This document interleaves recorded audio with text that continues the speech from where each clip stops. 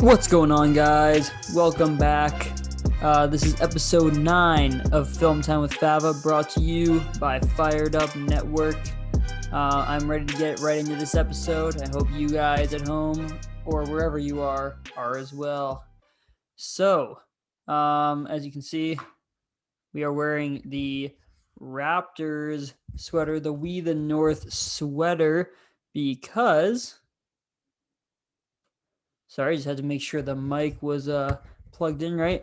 We are wearing this because yesterday was the NBA draft, of course, and the Raptors went kind of off the beaten path with their pick. Did not pick the projected fourth overall pick, who was Jalen Suggs. They went with Scotty Barnes, who was projected to go around fifth or sixth, but still a surprise nonetheless, but a welcome one because people say Scotty Barnes may have the highest ceiling in the entire draft. He almost looks like a mix between Pascal and OG, like a long, big defender down low. Very, very good on defense. Offensive game needs a little bit of polishing, but we saw that with OG, and he's coming into his own on the offensive end. His shooting percentage only about 27% from not just shooting percentage, his 3-point percentage is currently only 27%. But if we know anything about the Raptors training staff, it's that they turn coal into diamonds. And in this case, with a fourth pick, I mean, he's already pretty polished. So we're going to see how that goes. I'm guessing this first season might be a little shaky at times, but I have hope. Trust in Masai. Yes, because he is the GOAT GM slash president of basketball operations. I have faith in his decision making, and I think Scotty Barnes is going to be the next great Raptor. You heard it here first. But besides my love for the Raptors, let's get back to what this podcast slash show is about, and that is film. Now, for this week, I wanted to do something along the lines of talking about properties, whether it be film, novels, shows, just properties that I wanted to see made into a film, or if it's already a film property, just talking about the next steps I want that property to take in their future films, whether that be a reboot, continuing what they had already done, things like that. That might sound a little confusing, but once we get this underway, you'll probably understand what I'm getting at. So, like, for example, the first one I wanted to talk about was the Last Airbender franchise, which, if you don't know, is a Nickelodeon property. It was originally an animated show called Avatar: The Last Airbender, which follows the protagonist Aang, who is the Avatar, master of all four elements. The world of the show is basically like our own world, except people are able to control the elements, but usually only one at a time. So some people are from the water tribe; they can control water, or as they call it, bending. They can bend water. Firebenders bend fire. Earthbenders bend like the earth, like rocks and stuff like that. And then airbenders bend the air. So basically, Aang is the Avatar, but he has been frozen in ice for 100 years, much like Steve Rogers. And when he wakes up, the world he sees is not like the one he knew, as the Fire Nation has taken over the world essentially for the most part. They're basically the Nazis of this universe. But yeah, and the whole thing is just about Aang and this group that Freedom from the Ice trying to take down the Fire Nation by the end of the summer before they take over the world completely and it's too late. So yeah, it's one of my favorite animated shows of all time. One of my favorite shows of all time. It's so well written. For a Nickelodeon show, this thing gets deep. It has a lot of my favorite characters. Zuko, Aang, Katara, Sokka, Toph, Uncle Iroh, the Goat. Yeah, you name it. This show's got it. And it's attempted to get into live action before. There was a film made by M. Night Shyamalan, actually, which was originally meant to be a trilogy, but the first film was horrible. The casting was so off. Basically, in the show, the main characters are meant to be Aang's meant to be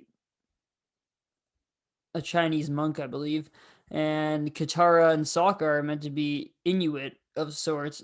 because the place that they're from is based on like Antarctica or like the North and South Pole, because they're from the Southern Water Tribe, which is basically Antarctica. But yeah, the characters are supposed to be more of Asian descent in this show, but in the movie they whitewashed the whole cast.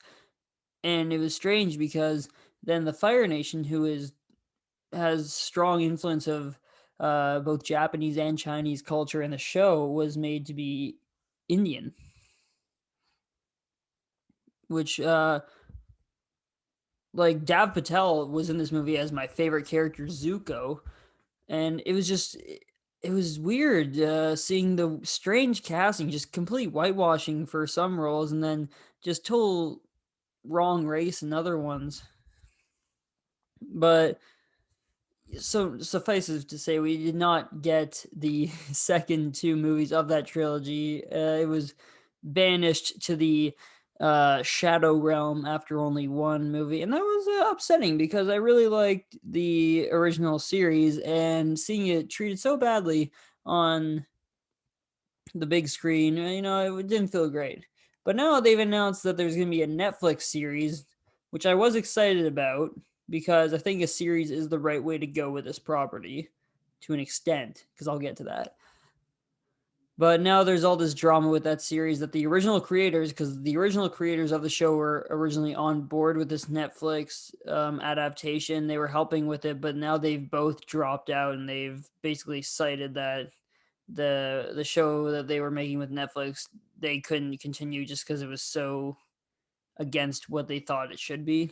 So that doesn't sound too promising. I honestly think it's just going to be a boring remake of the original, just with like more gritty live action. Which Avatar is one of those things that I think maybe should be kept as the original series. But what I want to get to is this: what if they retried making it into a film? Now, obviously, this time, here are my things that would have to happen to make it better and suck less.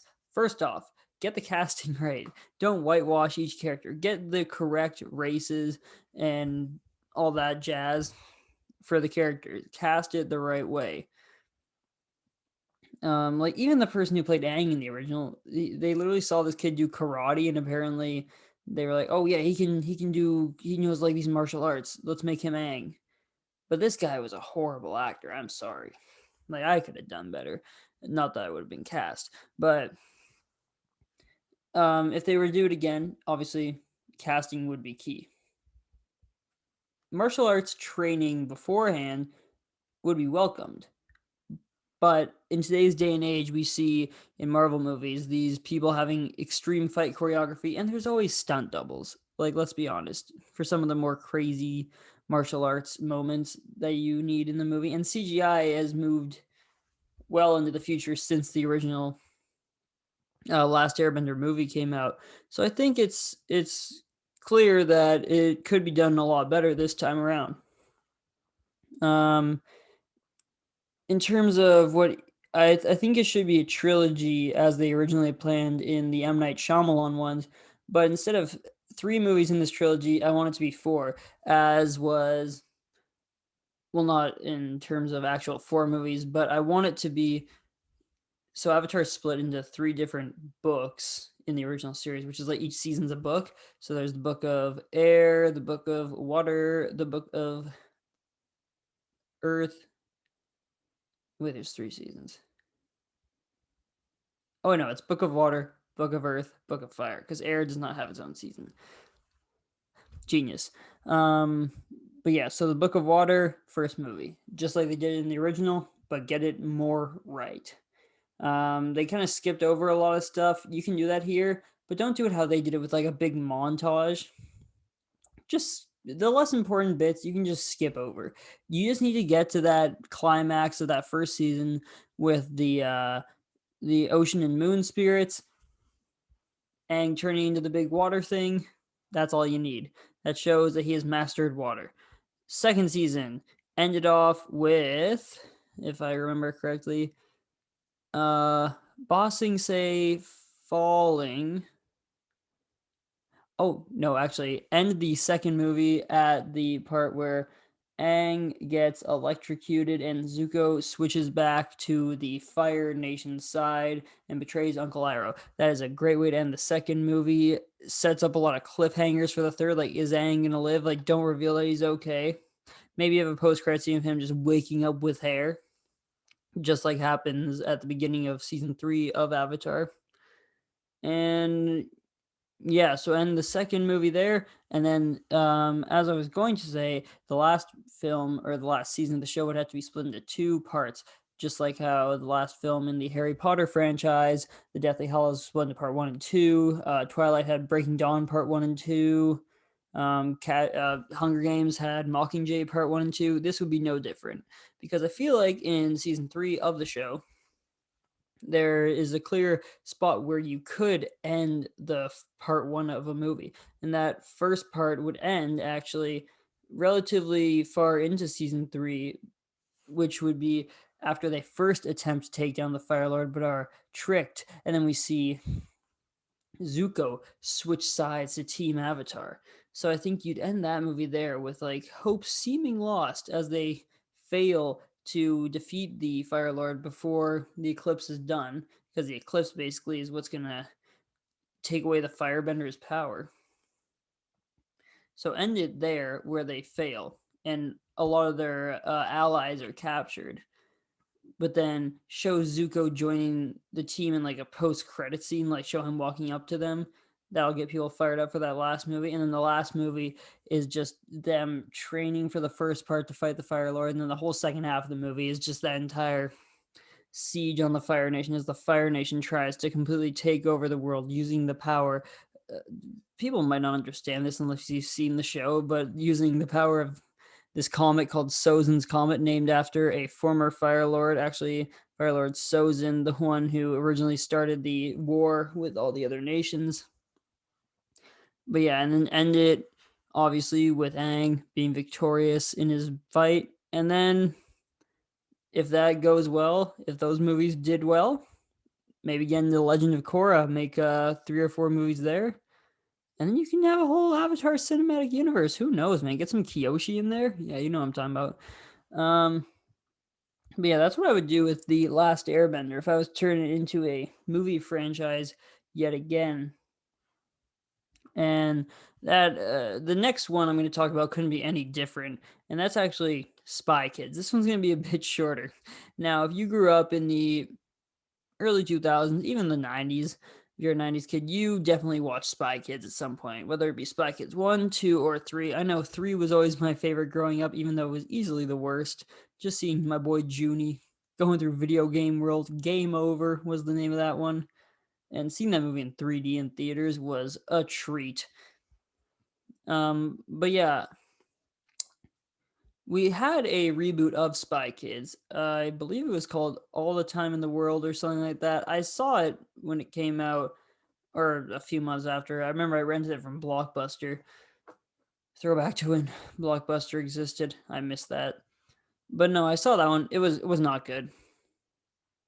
But it also didn't do it the way that I would have done it, which is this. So imagine Spy Kids, or should I say, imagine the Spy Kids, Carmen and Junie, the OGs. You can get the other people in there. Who was the guy, Gary, and then the girl from Hannah Montana too.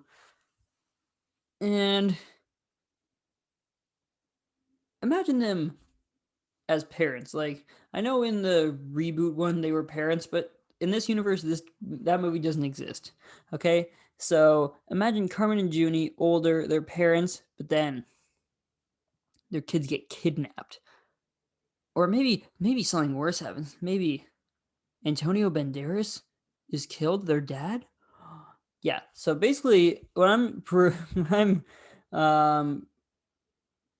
what's the word? What I'm promoting here is a potential gritty Spy Kids reboot. I don't know if it's gonna be rated R, but this thing is gonna be gritty. We're gonna see Carmen and Junie having to like snap people's necks and stuff. Like, this is gonna be messed up, but it's gonna be so sick.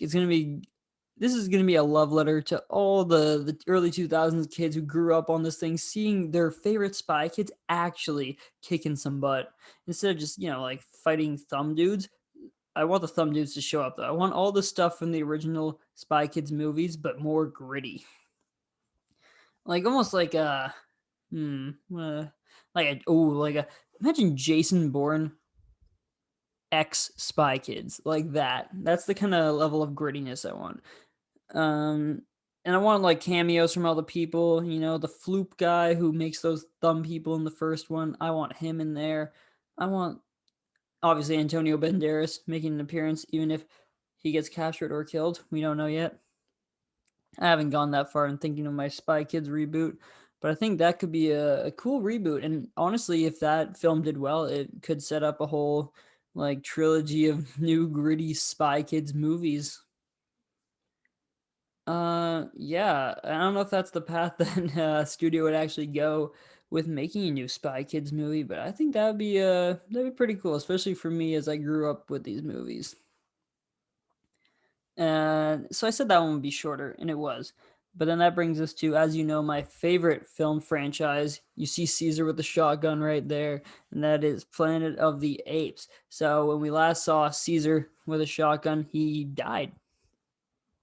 And that almost seemed like a bookend to the new Planet of the Apes movies, with Caesar having died but led his people to the promised land just like Moses did.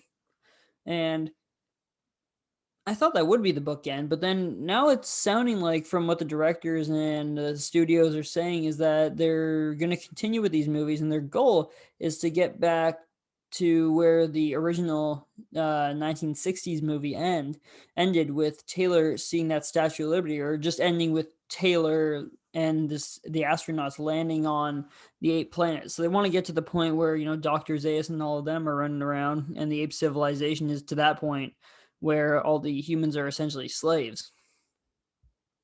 And I find that very interesting because, as I said, that the last movie, War for the Planet of the Apes, seemed like a perfect bookend to that trilogy. But if they are going to go in that route, here's what I would suggest.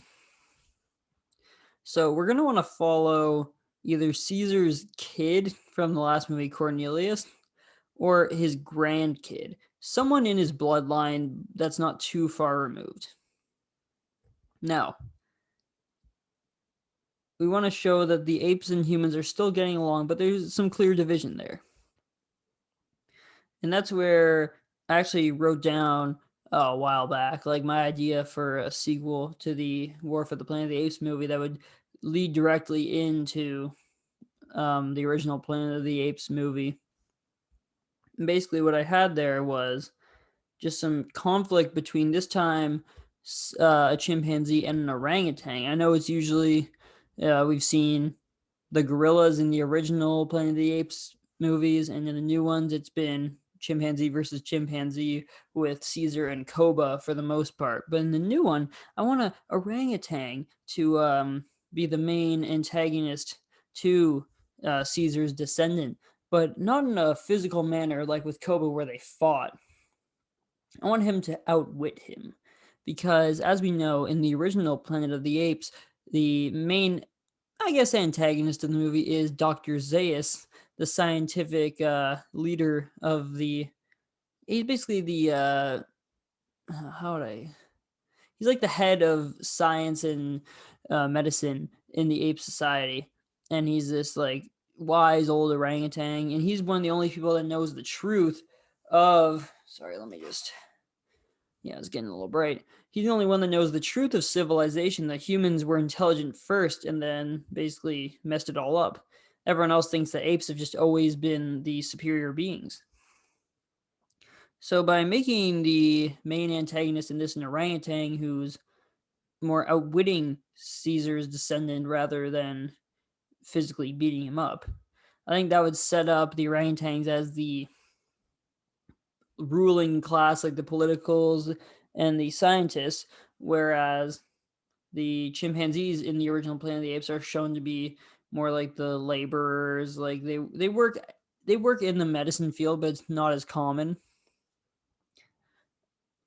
But yeah, I want to set up that power dynamic of the original as well.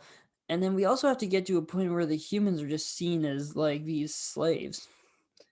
So for that, I just want the orangutan leader in the movie, whoever that is, to just be really, really like in on convincing his followers. Like, I want to draw like parallels to political discourse we see today, like Donald Trump convincing so many people of his beliefs, even when some of them are pretty outlandish. I want to draw parallels to that because that's something that Planet of the Apes has always been able to do, and that is taking real societal issues, whether it was the race riots shown in Conquest for the Planet of the Apes or the anti-Vietnam protests that were displayed in Beneath the Planet of the Apes. I want to take real outside influences from the real world and show them through this movie, not directly or on the nose, but just so that real parallels can be seen. And my main goal through that is to show the downfall of, not really the downfall of the ape society, even because the ape society will continue even after Caesar's descendant is defeated, but just the downfall of the peaceful ape society. Because after that, as we see in the original movies, the humans are treated as slaves, they're used for target practice, they're dissected in labs, basically how we treat animals. And yeah, I just want to get back to that point where, as the film ends, we see Taylor's ship from the original crash landing, and then it just all ties together with those. Now, I personally would not make this movie, and I don't think it's a great idea. I think they should just end it where it left off. But I see why they want to connect it to the originals to kind of show that, yeah, this all was one universe. But yeah, I just really liked the bookend of War for the Planet of the Apes, and I really don't feel like it's necessary to make more and connect it with the original, because then it takes away from what Caesar's like journey was, freeing his people and setting them up. Yeah, if they are gonna try and branch it back to the original and make it come for full circle, I think the way I said is probably the safest bet, and they probably will do something like that. But I honestly think they should probably just leave it and maybe just make more films in that universe that don't have to directly relate back to the original movies. Why not just show stories we haven't seen with apes we don't know about? Something like that. Um, so that's the first three. So we got three more. So I'll try and be quick with these last three here. This next one should be fairly quick. And it's actually another animated show. It's actually an anime. And this is one that I've been preaching for years that they need to make into a film franchise. They tried to once. I'm just going to get out of the way. This is Dragon Ball Z that I want to see made into a film franchise. As you know, Dragon Ball Evolution came out in the very early 2000s. Actually, not very early. I think it was around 2009, 2008. And that movie was horrible. They whitewashed the cast. Seems to be a theme at this point. Like, Goku is white. Everyone in those shows is supposed to be Japanese. It's an anime. Get it right.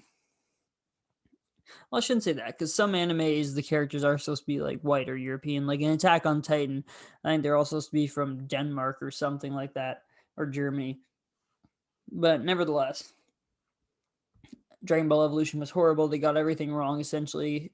Key characters were left out. Krillin was not even in the movie. Krillin was crucial in the original Dragon Ball movies, show, I mean. But I digress. So, I still think Dragon Ball Z would make a great live action film franchise, especially now with the CGI. Like, you could have some amazing fight scenes. And here's how I would do it. I would do a trilogy. Now, here's where I struggle a bit, though. I don't know if I would make Dragon Ball a movie, because I feel like Dragon Ball isn't super crucial to set things up.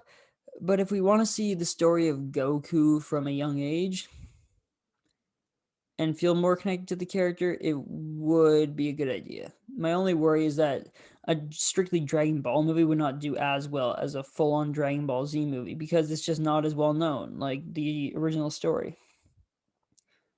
So if we're just doing strictly Dragon Ball Z, you could probably do this in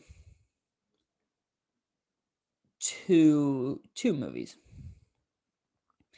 If we're doing it with Dragon Ball, it needs to be a trilogy. So if we're doing it with Dragon Ball, Here's what I do for the first movie. In the original Dragon Ball Z, not Dragon Ball Z, Dragon Ball, Goku starts out as a small child. Like he's like, I think 8 or 10 or something like that. I would not have him be that young at the beginning. I would make him a teenager, probably around 16. The main arc we would cover would be the Piccolo arc. So the Red Ribbon Army saga, the Pilaf saga, those would be kind of thrown in the back burner. You could have a bit of the Pilaf stuff, like have them around, but we'd mainly be focusing on the Demon King Piccolo arc, which is the biggest arc in the original Dragon Ball. It's the one that really, really is the best fights out of that series, just Dragon Ball series, not Dragon Ball Z, obviously. So yeah, we do that arc. We'd show Goku growing stronger. We'd show glimpses of the great ape form to make audiences wonder, hey, like, what's this? Why can he do that? Why is he turned into a giant ape? So then once that movie's done, he defeats King Piccolo, All's Dandy, Krillin, Master Roshi all come back to life. And then we get into Dragon Ball Z for the second movie, or if we don't do Dragon Ball, the first movie. And that would just focus on the Saiyans. We'd see the fight against Raditz to start. That would be the first act of the movie would be the fight against Raditz. The second act would then be Goku in the afterlife, because as we know in Dragon Ball Z, anyone can be brought back to life. So Goku training in the afterlife on his journey to get home. And then the rest of the Z fighters finding all the Dragon Balls to bring him back. And then the third act of the movie would be the epic conclusion between Goku and Vegeta, the ultimate fight, friend or foe. As we know, Vegeta is one of, well, I don't know if we know this. I got his, right there. One of my favorite characters in the show, just the greatest anti-hero. I mean, hero by the end, but anti-hero for sure. We get to see their epic first battle. One of my favorite arcs in all of Dragon Ball Z. Super underrated too. So we get to see that big battle. We see Vegeta defeated at the end, but allowed to leave, not killed, because Goku wants to fight him again, but says, don't come back to Earth. So anyways, that then leads us into the epic conclusion of this trilogy, which would be the battle against Frieza on Namek. So that whole Namek arc would be a movie. First half would be Gohan and the boys, Krillin and Bulma, getting there, searching for the Dragon Balls, realizing there's a bigger threat. Goku, finally uninjured, joins the fray on Namek. And then the Ginyu fight would be, I guess that'd be the second act of the movie, be the whole Captain Ginyu thing where Goku's finally arrived and whatnot. And then the big part would be the final fight against Frieza, where we see Goku turn into the legendary Super Saiyan.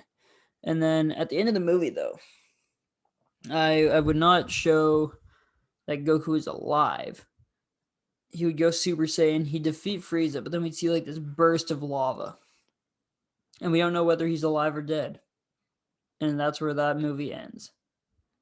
And then from there, they could decide to do a next movie, show the Android and Cell arcs. Then you can go into Majin Buu, and then you can even go into Dragon Ball Super. It leaves it very wide open because the way it would end with the Frieza arc is Goku, is he dead or alive? We don't know, but he turned into the Super Saiyan. He broke down all the walls that he needed to. So yeah, that's how I would personally do that. So that's Dragon Ball Z. And then next, we got Sky High. If you know, you know. Along the same lines as Spy Kids, this was a big film for me as a kid. Early 2000s kids, you know Sky High. Ron Wilson, bus driver. Me and my roommates always quote that one scene where the kid turns himself into a ball at the hero or sidekick aside. It's like so basically there's a part of the movie where they're assigning each person either the hero class or the sidekick class. And this one girl turns herself into a ball. And Coach Boomer, okay, Boomer, he basically says whether you're a hero or a sidekick, and he says sidekick, but he says kick as he kicks the ball. Talk about the biggest betrayals of all time. Like, I thought air horns were going to come out of the screen when I saw this movie originally, but they did not. Anyway, so with Sky High, it was one of the greatest movies of all time. Of course not. It was not. But it was great. It was about this kid, Will Stronghold, who has two superhero parents, the greatest superhero parents, basically two Supermans or women's as parents. and he gets sent to this school called Sky High, where all the kids with powers go. But Will does not have powers until the end of the movie, of course. He goes on this big hero's journey, making friends, getting betrayed, gets his powers. He has super strength and can fly. Anyways, the point is the original movie, amazing. There was supposed to be a sequel that never got released or made. And it was supposed to be called Save You, and it was supposed to be about a superhero university. Now I think that would have been incredible. But alas, it did not happen. And I have two ways that this film could come back. One of them is you reboot it. You bring back the concept of Sky High, but have like a new age of people attending the school. Have a new main character, whether he doesn't have powers or maybe he has really lame powers until he learns how to use them completely. That's one way you could do it. But one way I think would be really cool is almost the way American Pie did their reboot, as American Reunion was them as like 40-year-old parents after we had seen them last as teenagers. Or I guess you'd see them as like 20 something year olds in American Wedding, but that's besides the point. I think it'd be cool to see the whole gang from Sky High as parents in their mid to late 40s, just trying to, you know, just trying to be superheroes and good parents at the same time. Like we'll see Will Stronghold being like the new Superman of his time. War and Peace. Yeah, there's a guy in the original movies named War and Peace. War and Peace. War and Peace. He shoots fire out of his hands. Yeah, I think it'd be really cool to see these characters as adults, seeing them navigating life, seeing, and then also focus on their kids at Sky High, seeing what the new generation of heroes is looking like. And obviously, you gotta bring back some of the classics. You gotta have cameos from Ron Wilson, bus driver, see if he's still there as the bus driver. Maybe even bring back the the main villain, who was again Royal Pain. Yeah, bring her back too. Maybe have her turn good. Who knows? Bring back War and Peace, obviously, and bring back Coach Boomer. Okay, Boomer. Also, bring back the principal in that movie because she was bad.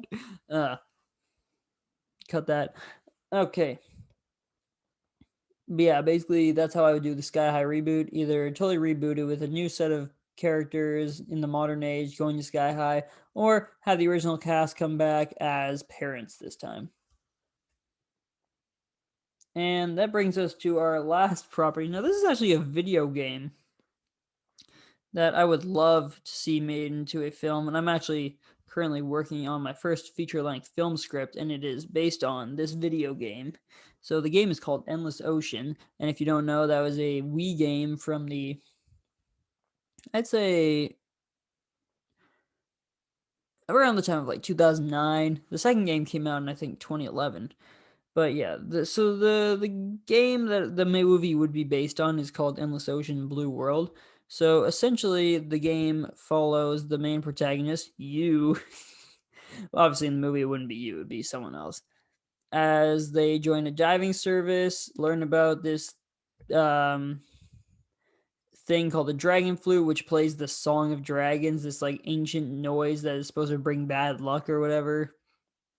And they go on this big journey, find this temple, find all these crazy whales inside, and the big goal that they're trying to find is the big treasure is the Pacifica treasure, which is inside the it's almost like a Mayan temple at the end of the game.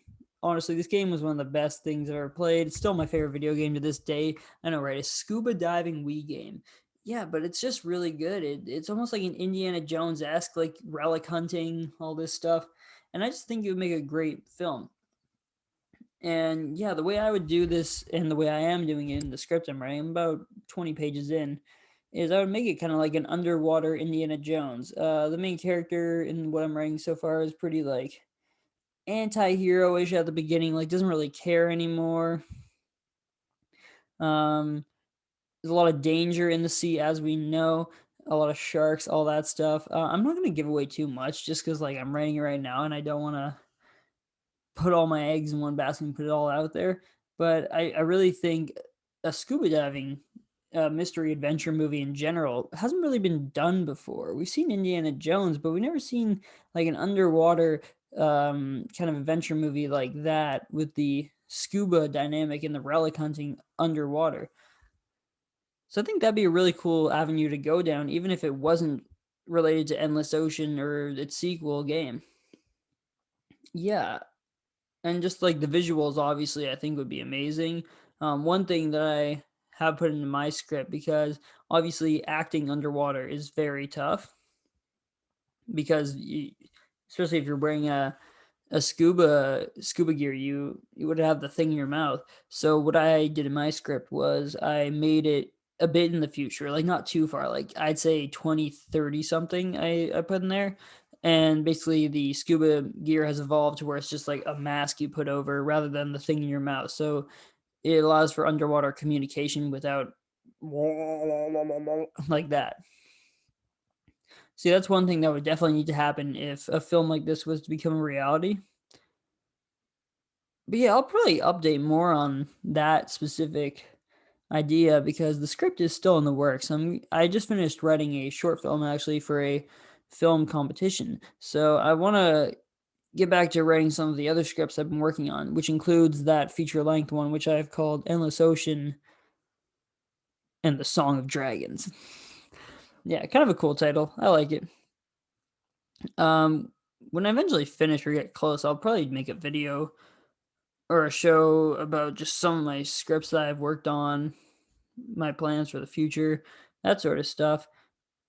But yeah, that's gonna do it for that stuff for this week. In terms of next week, though, next week's gonna be an exciting week.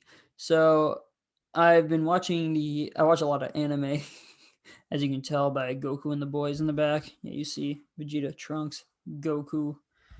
But yeah, I watch a lot of that, and one I've been watching is Demon Slayer because obviously the Demon Slayer movie came out a while back, but now that movie theaters have opened in Canada, the Demon Slayer movie will be here. And I don't know if you've seen all the memes of that movie, but people who see it when the movie's starting, they're like saying all these anime quotes at the beginning, like, he ain't being Goku, or Eren Yeager, or Deku. Yeah, if you don't watch anime, you didn't get any of that. But yeah, basically, sorry, I swear, the light's just changing all the time here.